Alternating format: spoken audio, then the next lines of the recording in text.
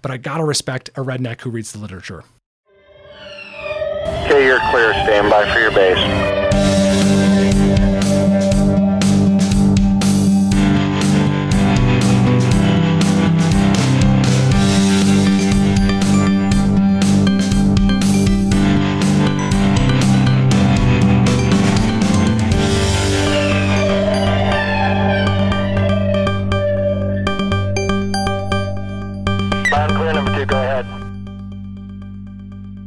Welcome to EMS Cast, where we provide high-level education for you, the providers on the streets. I'm Matt Mendez, and today I'm going to be interviewing a good friend of mine, Nik Matlser.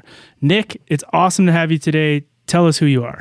Thank you, Matt. I'm so excited to be here. My name is Nik Matlser. I am a toxicology fellow in my second year currently here at Rocky Mountain Poison and Drug Safety in Denver, Colorado. And I occasionally work ER shifts at Denver Health in the emergency department. Nik forgot to mention that he also worked in EMS for a period of time before medical school. And we tricked you into coming on today to talk about snakes. Specifically, why are snake bites important? Does this really even kill a lot of people? Is this really worth an EMT or paramedic caring about? That's a really good question, I think. Snakes are one of the most common venomous creatures that we're going to encounter in North America. For us, they mainly live in the southern United States and the western United States, and they account for roughly 7,000 to 8,000 bites per year. Now, out of those 7,000 to 8,000 bites, only 10 to 12 or so die per year. However, they actually count for 10 to 44% of those bites as causing long-term morbidity. So it is actually an important topic to think about when we think about envenomations here in the U.S. All right. And so what are the snakes in the United States that really jack people up? That is a fantastic question. There's a lot of snakes throughout the world and a lot of snakes that have much more dangerous venom. But here in the US, we have kind of two overall classes of snakes. We have the crotalids, which are a subfamily of the Viperidae family or the pit vipers. And we have the elapids, which are more commonly known as the coral snakes overall. Now the crotalids, those are the folks that make up the rattlesnakes, the copperheads, the cottonmouths, the sort of common snakes that you're used to hearing about. They're called pit vipers because they have these heat-sensing pits just behind their nostrils that account for the name. These snakes overall, they tend to be more active in the summer months, and that is clinically important because, of course, we see people wanting to go out and do more activities in their daily life during the summer months. And so this is when we're going to see the cross section between snakes because, of course, they want to come out when it's hotter outside. They're much more active. And so that's when we're going to see humans interacting with snakes more commonly. And therefore, we're going to see more bites during these months. So about April to September is the range where we really start worrying about snake bites here in the US. Most of the snakes that you're going to encounter, especially the snakes that are going to cause a lot of harm, are going to be the rattlesnakes. And so rattlesnakes are interesting for a handful of reasons, but one very interesting thing about them is literally how their fangs are arranged on their head. So rattlesnakes have fangs that are actually hinged. And so what it allows them to do is it allows them to very quickly change positions. And this allows them to strike in a straight line. And so rattlesnakes can actually strike about a third of their body length and distance. And especially when they're coiled, this can be very, very deceptive because you might look at a snake and say, well, it doesn't look very long, and you might not give it quite a wide enough berth around the snake. And then all of a sudden they can strike an incredibly long distance and still get you. The fangs are similar to about an 18 gauge needle. They have these paired fangs and they have these amazing venom glands. And these venom glands actually have little muscles attached to them that can pump as soon as they strike a target. So when they strike a target, they're able to penetrate through clothes, through often thin barriers, and they're able to get their fangs roughly 3 to 4 centimeters into your skin. And so they can penetrate through the dermis, into the muscle, into the subcutaneous layer, and then they can deliver their venom into you, which can then spread along your muscles through your subcu and start causing a lot of problems as they come up. Snakes are actually very difficult to see. So depending on the region you're in, they actually have a lot of camouflage. And so just by walking along a trail, you might actually never know that you're about to get struck by a snake. And I hear a lot of people say, well, I'm going to hear the rattle. I'm going to hear the snake before I come across it, and that's going to alert me, and I'm going to be able to avoid this snake. The problem is that only rattlesnakes, as the name implies, actually have the rattles. So the copperheads and the cottonmouths actually lack the rattles, although sometimes they will shake their tails. But even a rattlesnake, again, the more dangerous of these three snakes, sometimes can lose part or all of their rattle season to season. The problem with this then becomes you either may not hear a rattle at all because it's fallen off, or the rattle might not sound like what you're used to. So it might actually sound more of like a buzzing sound or a low hum sound, and you may not recognize it as sort of the classic rattle that you've heard on TV before. And so this all leads to you coming in contact with these snakes and causing a setup for a potential strike to occur. Now, there's a lot of common misconceptions when you get envenomated by a rattlesnake. So one that I hear all the time is like, well, our juvenile rattlesnakes, they can't control their venom delivery. And so you end up getting a relatively higher amount of venom delivered compared to an adult rattlesnake. Well, this has actually been disproven amongst many studies. So juvenile rattlesnakes control their venom just about as well as an adult rattlesnake does. And so the venom load delivered is about the same. Kind of taking that teleological conclusion, one of the other issues that pops up is that when a child becomes envenomated, people often think they need less antivenom or that they need to be treated differently. But the snake doesn't care what size you are. The snake doesn't know how big you are. The snake doesn't deliver a milligram per kilogram load to your system. And so the problem is that children get the same adult dosed venom as adult does. And so when they come into the emergency department, that plays into how we're going to treat them. It doesn't mean that every single rattlesnake bite results in an envenomation. And about 20 to 25% are either what we call dry bites, meaning no venom has been delivered and simply a puncture to the skin has occurred, or a very minimal amount of venom has been delivered and doesn't end up causing a lot of systemic symptoms or local symptoms that actually need to be treated by antivenom. Finally, one of the other things you need to worry about is that, of course, it's very common to be bit on an extremity as you're walking by a snake, especially on the legs or the feet.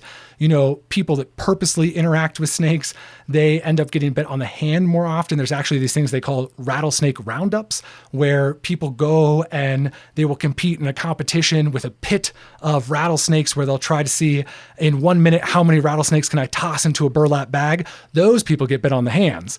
And so when you see these envenomations, you can almost guess what the patient was doing just based on where they got bit in their extremities. But if you get bit in a major vessel, these people actually have very, very poor outcomes. And there's not very many cases, luckily, of this. But unfortunately, if you are struck in a major vessel, these people oftentimes rapidly develop cardiovascular collapse as well as DIC. Hold up now. Nik Matlser just stole the show. That was 5 minutes packed full of information that I want to make sure you guys don't miss. So I'm going to summarize all of that in 7 key take-home points. Number 1. Snake bites occur most commonly in the U.S. between the months of April and September, when both people and snakes are more active in the outdoors. Number 2. Rattlesnakes account for the majority of the serious envenomations in the U.S. Number 3. Rattlesnakes have a hinged fang. Now that's terrifying. This allows them to strike in a straight line approximately 1/3 the distance of their body length. Number 4. There may not always be a rattle before the strike. It may be a snake that either doesn't have a rattle or potentially has lost some of its rattles. That's not always a distinctive feature. Number 5. Juvenile snakes can control their venom just as well as an adult snake can. Number 6. Kids get the same dose of venom as an adult. This can actually lead to them getting sicker given their relative smaller body mass compared to an adult. Number 7. If someone is unfortunate enough to be envenomated straight into a major vessel, this can lead to rapid cardiovascular collapse. Wow. That's an amazing summary of snakes in the United States. I did not know any of that, and I am now glad that I do know all of that. But I think I have the most important question to ask you, and I just want to get this out of the way. Should I suck the poison out? I'm so glad you asked that question, Matt, because this is one of the rare times that I know a piece of literature that I can actually quote a direct answer to you based on the title. And literally, we have maybe one of the best titles ever published in a journal article ever. And this was an article published in the Annals of Emergency Medicine. And the title of the article is eloquently simple. And it just says, snake bite suction devices don't remove venom. They just plain suck. And this was an article published by Dr. Sean Bush, who is a venom expert and very well known in the venom community. And essentially, this is a recap of several studies that were done looking at suction devices, because of course it sort of makes logical sense, right? You get struck by a snake. The problem is there's a local depot of venom. And gosh, if you could get this stuff out, wouldn't it make all the difference in the world in terms of how the patient does. And so this was something that was heavily pursued. And one of the only research papers that expressed a positive outcome was actually done in rabbits. And it was only an abstract. There's not even a manuscript that you can go and read. There's literally just an abstract of this paper. And one of the big criticisms is that rabbits have an incredibly small skin and soft tissue. And so it's probably very easy to suck venom out of a rabbit compared to other animals such as humans or pigs or any other, or dogs that might get accidentally bitten. And so what they did is this spawned a whole line of research where they looked at these devices year in and year out. And in fact, there's lots of manufacturers that make, quote, venom sucking devices, and they recommend them from a medical perspective. And when we actually study these, we found a lot of fascinating things. So one thing is that it might actually cause you to remove less venom than if you did nothing. And where this was demonstrated is a study in pigs in which when they applied these suction devices, all of a sudden the tract of the fangs, the wound closed proximally. So those fang tracts actually closed very close to the skin because of all this negative pressure that you applied. And so in fact, you extracted very little venom. And when they compared them to the untreated pigs, it actually turned out that you would just ooze more venom out of these tracts if you had left them open compared to as when you close them with a suction device. And so it very elegantly showed that this was probably not a good idea. Further still, it demonstrated that when you use these suction devices, you actually encourage that venom to stick around locally. It stays in kind of that suction cup pattern around the area. And after they remove the suction devices, after, several minutes to a couple hours of trying to apply suction, they actually noticed that this small circular area necrosed off because of all this local venom effect, which is not something that we typically see with snake bites. So the overall findings from this is, in fact, they remove very little venom, if any.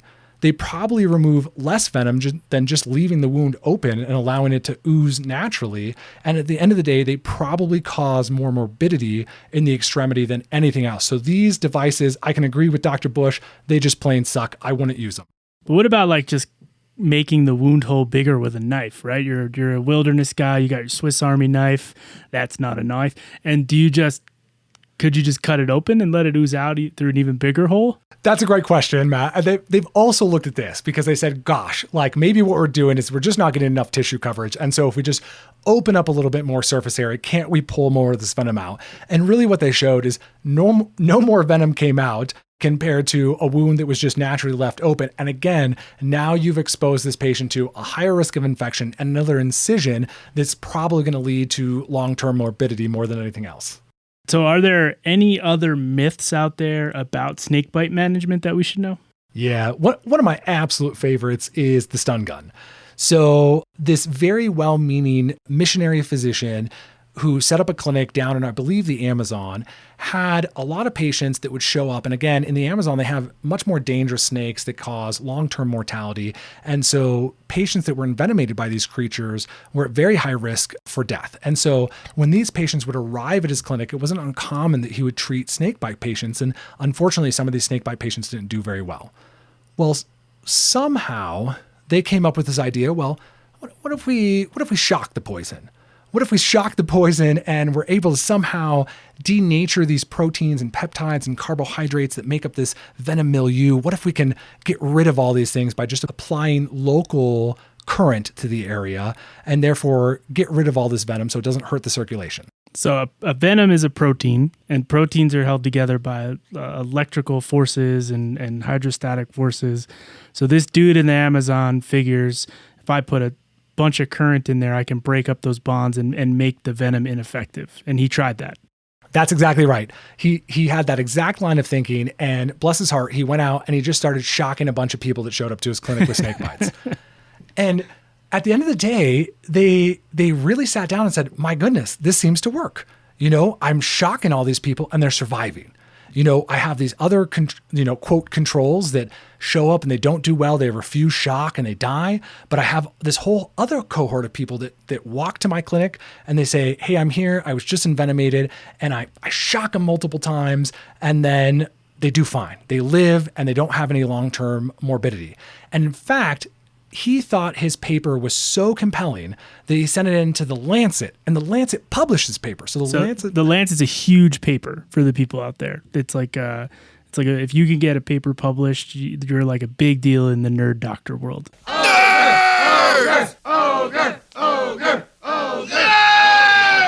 are they? I think they're talking about us. No way. That's exactly right. And so this nice guy published in one of the biggest journals known to man, and this very impressive paper, and he spurred on this whole line of research. So suddenly all these researchers got really excited, and everybody was shocking people with snake bites. Everybody said, aha, this is finally the magic bullet. You know what? We don't have to deal with antivenom. We don't have to deal with serum sickness and anaphylaxis reactions. We can just shock people and they're going to do just fine. And so over time, they started applying this, and they said, hey, we're not able to reproduce these results. These animals are dying, and in people, it just seems kind of mean. And so people are just not able to reproduce the results of this initial paper that was reported that, again, was not a randomized control trial, but just a sort of a case series of about 40 odd patients that showed up. Well, some very clever person pointed out in a letter to the editor that, my goodness, where was your clinic? And it turned out this person's clinic was probably a few miles away from where most of these people lived. And in fact, the people that were showing up to the clinic that said they had been envenomated by these snakes had actually walked several miles. And they were 30, 40 minutes out from their envenomation. And when they arrived at this clinic, they were clinically well. And so people that had exercised, had walked several miles, had been 30 or 40 minutes post-envenomation with these very dangerous snakes that were looking great. They shocked them for fun at this point, and then they did well. But of course they did well, because they've already self-selected for the fact they're going to do well just by virtue of the fact that they could make it such a distance to their clinic. And in fact, even this researcher who initially published his study actually posted a redaction of his study saying, you know what, I accidentally misinterpreted what I saw in this case series, and it probably doesn't work. And this is backed up by other research that demonstrates it doesn't work. One of my favorite stories that came out of this is, in fact, a gentleman who was out in the semi-wilderness with one of his friends. He had been envenomated by a rattlesnake, and he runs up to his friend and he says, oh no, I've been envenomated. I know exactly what to do in this situation. So he hooks himself up with some jumper cables to his truck battery. He has his friend jump in the cab and rev the engine. And of course, exactly what you think happens. Okay, buddy, head down. 1, 2, 3.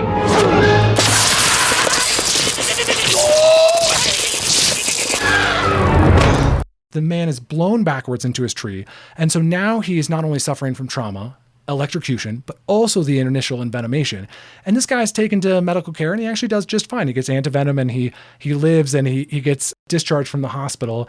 But I love it because it's a story that demonstrates that when you put these things out in the literature, people are going to read them, and they're going to take them to heart, and they're going to try them. But I got to respect a redneck who reads the literature. I think that's an amazing story. What's even more amazing is to call someone a rural semi-wilderness person as an eloquent way of dancing around them being a redneck. I love redneck medicine. Same. What about tourniquets? Should we do the cat tourniquet where you clamp it down as if it were a femoral gunshot wound, or I was taught it should be as tight as your watch? What do we do with those? Yeah, and this is a common one I hear as well, and is more of a half-truth. And it's sort of a half-truth because of where we are located geographically. So in the continental U.S., as we discussed earlier, we have the pit vipers and we have the elapids as snakes. None of these snakes are terrible in terms of causing mortality. And when we apply these tourniquets in these particular snake bites, the problem is that when you're envenomated, the venom that's delivered by these snakes, the elapids aside, but the crotalids, which are much more far and away the snakes we deal with, when these snakes envenomate you, the venom travels along the lymphatic channels. And so when we occlude the lymph system, which even a pressure bandage is going to include the lymph system, so let alone a tourniquet that's really going to hold everything in there, what we see is actually worsened outcomes for that limb, because what we're doing is we're effectively trapping the venom in that extremity. And because we trap that venom in the extremity, down the road, when they finally get the tourniquet taken off, they get appropriately treated in the hospital with antivenom, what we see is more myonecrosis, more damage to that extremity, and more long-term morbidity coming from these treatments. Now, this is not the case if you're in Australia, if you're in Africa, if you're in parts of South America, because in those regions, they have snakes that have different venom makeups. And the problem becomes in those countries, if you allow any venom into the systemic circulation, you might have a very bad outcome because of neurotoxicity and other things like that. And so in those cases, applying a pressure bandage or a tourniquet might be the right thing to do. But if you're in the US, for the most part, you should never apply a pressure bandage or a tourniquet to any wound because you're only going to cause increased morbidity. Let me see if I can understand that mechanism as a Neanderthal. So the lymph system is an even lower pressure system than the venous system. So if you put anything on that, you're going to stop flow, and then it's going to leak out and cause more damage by leaking out than if it were allowed to travel in the lymph system unimpeded. That's exactly right. So we actually want the venom to travel through the lymphatic system unimpeded. And so, in fact, what we recommend in the field for these patients, kind of like what you should do as opposed to apply the tourniquet, is you should splint the limb in place. And usually I recommend personally splinting the limb below the level of the heart. So now when you come into the emergency department, we're going to do the exact opposite. We're going to have the person raise their extremity above their heart. We're going to try to encourage that venom to travel along the lymphatic system. So we're going to have them, if it's in the leg, we're going to have them get up and walk and mobilize on that extremity. If it's in the upper extremity, we're going to have them use that extremity to try to encourage the muscles to pump those lymph channels into your systemic circulation. But the reason for that is because we can bind it with antivenom. So if I safely get antivenom into you, that means there's fab fragments floating around ready to bind that venom that's in you. And so what I want is that venom to get into the systemic circulation so I can bind it up so I can take care of it. Because these fab fragments, they aren't going to make it into the muscle. They're not going to go into the sub-Q tissue. They're just going to stay in the circulation. And so that's where I want to put the venom. But if you're pre-hospitally, I'm kind of stuck in this odd place where I don't want you to trap the venom in the extremity because I don't want the extremity to suffer increased morbidity. So I don't want a leg to myonecrose and then for you to have long-term trouble with walking or long-term pain or arthritis or things like that.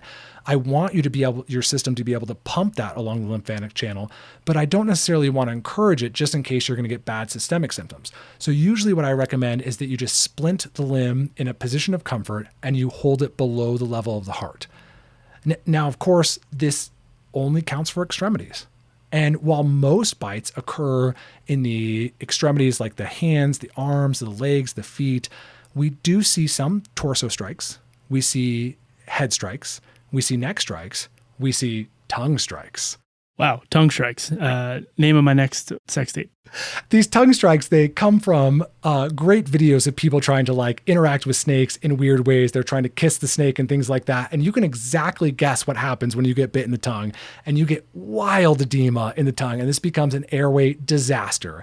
And so if you get struck anywhere in the proximal torso, the arms, the head, the neck, especially the tongue, you need to be ready to intubate these patients early because they're going to have extreme edema, because you can imagine when we see an arm that gets struck that swells up to enormous proportions, if you get struck in the face, same thing's going to happen. And that's overall going to result in likely loss of airway and maybe an inability to even intubate from above, resulting in the need to do a cricothyrotomy. So I have a question about the lone hiker, on a 3-mile trail. Should they wait in place to get splinted and get extricated with the limb, hopefully below their heart, or should they hike out, if that's even an option? Obviously, if their only choice is to hike out because they don't have service, then they have to hike out. There's no choice. But if they have the choice, is there any official recommendation from anybody, or do you have a personal opinion? That's a great question. One of the kind of jokes of treating snake bites is the best treatment for a snake bite is a cell phone and a helicopter. And so when you're trapped out in the middle of the wilderness, if you are in a position where you think you can get a hold of care, meaning your cell phone's working, it's in range, and that you think you're accessible by, any kind of transport, whether it's ground or whether it's air, then probably the right thing to do is to call in the troops and sit tight and just wait for help to arrive. But as you pointed out, if you're in the middle of nowhere and you don't have that luxury, you're not in cell service, or it's an area where you're like, nobody's going to be able to reach me, the right thing to do is calmly hike out. You don't need to run, you don't need to jog, you just calmly walk out.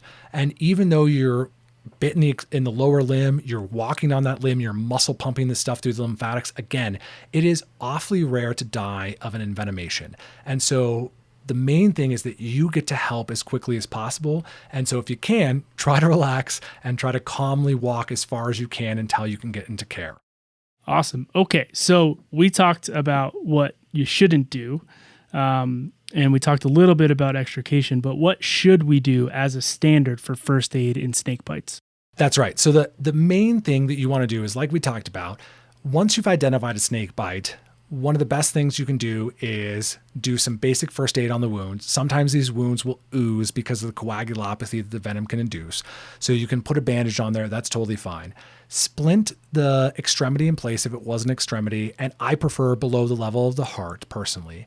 And then the next step of the process is just to know about the other problems that can arise. And so while snake bites are usually fairly low mortality, where we do get into trouble is some of this venom can cause systemic hypotension or an anaphylactoid reaction, or in some of my favorite people that handle snakes every single day that have been bitten many times in the past, it can cause true anaphylaxis because they've been exposed to the venom before. And so now they've built IgGs against them and they can cross-link those IgGs the next time. And now they're really in trouble with anaphylaxis.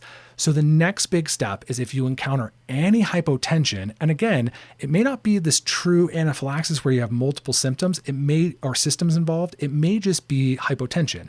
If you see that, administering epinephrine in similar dosing to how you would anaphylaxis, so IM epi is totally reasonable at this point. And then if it's within your protocol, put somebody on a dirty epi drip if they have persistent hypotension, because this is going to be the best pressor choice in these situations. And again, antivenom is the ultimate treatment, but we're not going to carry that on the rig. So getting somebody quickly to care while doing supportive care. So fluids is appropriate, dirty epi drip or epi as needed for their hypotension, and then splinting the wound in place and driving real fast. Awesome. Thank God we are in America and not Australia or Africa, right? And we don't have to worry about any of those really bad snakes that live in those continents. I wish that was the case. Unfortunately, we have a large contingent of folks that are very interested in collecting exotic snakes. And yes, depending on the state you're in, there are different laws governing whether or not you can own certain snakes. But a lot of these collectors get their snakes from swap meets, from these rattlesnake roundups that we talked about before, where people just exchange exotic snakes, and they end up with these snakes and they live with them in their house as pets. The problem with those snakes is that you may have never heard of the snake before, and when somebody gets bit, they may be somewhat reluctant to tell you about it or to seek care. But if you are called to a snake bite in somebody's home, one of the best questions you can ask is, what kind of snake was this? Because if they tell you, hey, I collect exotic snakes and this was an exotic snake, it's very important that you get the name of that snake.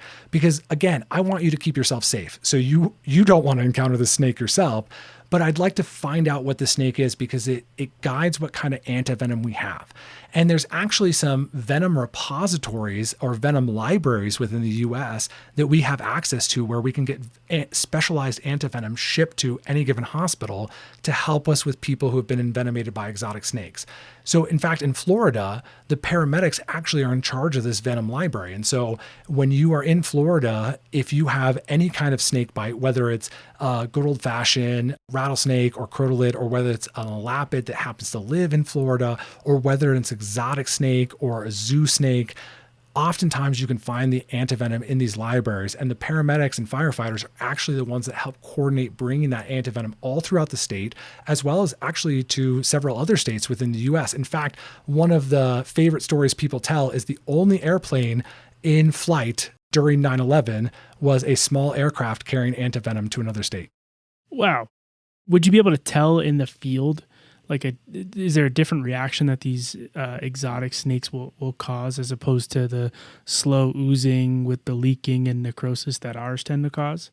You're definitely right. You may, and it may be tricky, and it depends. A lot of exotic snakes carry more exotic venoms that can cause neurotoxicity and other toxicities that we don't commonly see with our snakes here in the continental US. And so you may be clued in by just the severity of illness or by paralysis or other things like that came on very, very quickly, but you may not actually know exactly because it may just be a very sick patient you come across. you may actually be the last person to be able to ask this patient a question. And so you being able to say, hey, do you collect any snakes? Were there any exotic snakes in your house? You might be the last person to gather this piece of information before the patient is unable to answer any more questions when you bring them into the hospital. And so this is really the most important thing you can do. Now, it's not to say I want you to bring the snake in. And it's not that I don't love to see snakes or I want to, see what kind of snake it is. It's just 9 times out of 10, bringing the snake into the healthcare department doesn't matter. Because again, in the US, we have great antivenoms that cover all our snakes. We don't have to worry about it. It doesn't matter whether it was a copperhead or cottonmouth or exactly what type of rattlesnake it is. It just doesn't matter. And again, number one, you need to keep yourself safe. And in fact, even snakes that have been decapitated, sometimes people feel compelled to bring that decapitated head in. And in fact, the natural innate reflexes of that snake head can still envenomate you. And there's actually case reports of emergency service providers becoming envenomated from a decapitated snake head. And now we have 2 patients, both you and the patient that was initially found. That's terrifying. If you think you have one of these exotic snakes and you're on scene, is this a case where EMS calling the poison center from the field is encouraged to speed up that transfer process, or does that differ state by state? I think this is one of those rare circumstances where calling the poison center and at least alerting us to the case can really help prep the incoming emergency department. Because if it is an exotic venom we might be dealing with, like if hey, this person collects exotic snakes and they're dealing with X, Y, or Z snake, it is going to take us time to get the antivenom. And the sooner we get that ball rolling, the better. One of the other repositories of venoms is actually the zoos. So our local zoo carries antivenom for all the snakes that it keeps in captivity.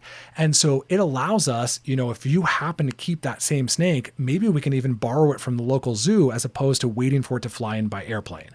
Now, when zoo workers work with snakes, it's actually really interesting because what they do is they wear a little tag on their chest.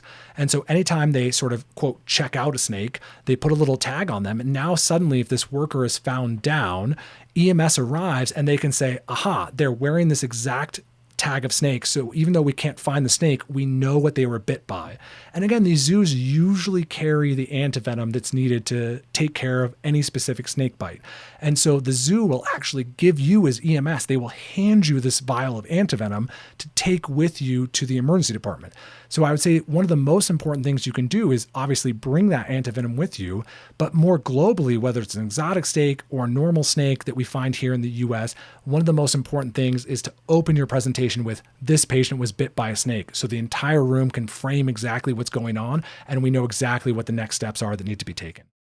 Awesome. Is there anything else in 2022 that we should know about snakes? Can snakes get COVID? That's a great question. I haven't encountered many coughing snakes yet, but COVID manifests in myriad ways. So, maybe they're feeling bad out there and I just don't know it. But I think to answer your question, one of the super interesting things about venom in general is there's this whole field of what they call venomics, which is like this fancy term that is like the genetic variation in venom that we see. And this genetic variation isn't just generation to generation. It's actually season to season and can even depend on what the snake eats. And so every single year that we see snakes and snake envenomations, the venom milieu is slightly different. So the proteins and peptides and carbohydrates and metalloproteases and all these fun enzymes that make up snake venom, they actually change year to year in quite dramatic ways. And in fact, here in at least Colorado, we have seen more patients become hypotensive this season than I would say in the last 10 years put together. And this is just in the first few weeks of sort of what I would consider snake bite season. And so it sure seems like there's likely some change in the venom overall that is causing more hypotension in patients than we've ever seen before. And so I hope this doesn't persist until next year, and it likely won't because it's going to change year to year to year. But for right now, certainly it makes me concerned that we're seeing more sick patients with snake bites than we ever have. That is crazy and concerning. And one of the more interesting things I've heard in a while. That was an amazing talk on snakes and the venom and genomics or venomics or whatever the heck it's called. Can you bring this all home for us? Is there how would you summarize this into take-home points for a firefighter, paramedic, or EMT or wilderness first responder dealing with this issue? Absolutely. Again, you guys are the first line. You're always going to be in these dangerous situations. So the first thing is keep yourself safe. I don't want one patient to turn into many. And so I want to make sure that you guys are not in danger of being bit by any snakes, especially exotic snakes or anything else like that.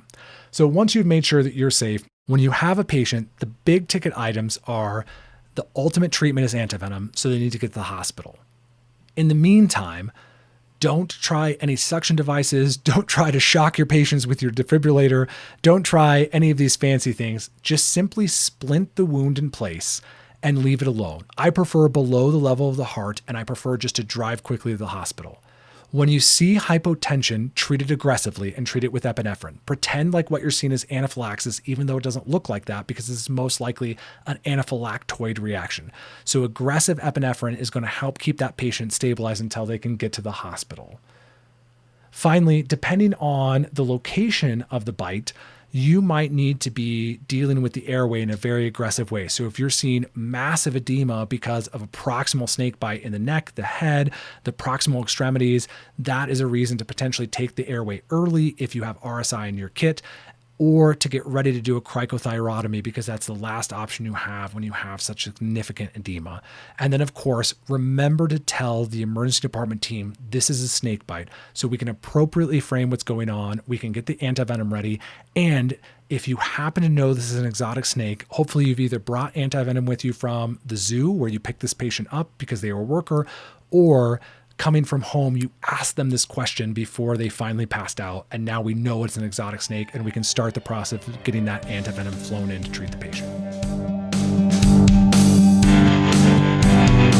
I have had it with these motherfucking snakes on this motherfucking plane. Everybody strap in. I'm about to open some fucking windows. I love redneck medicine.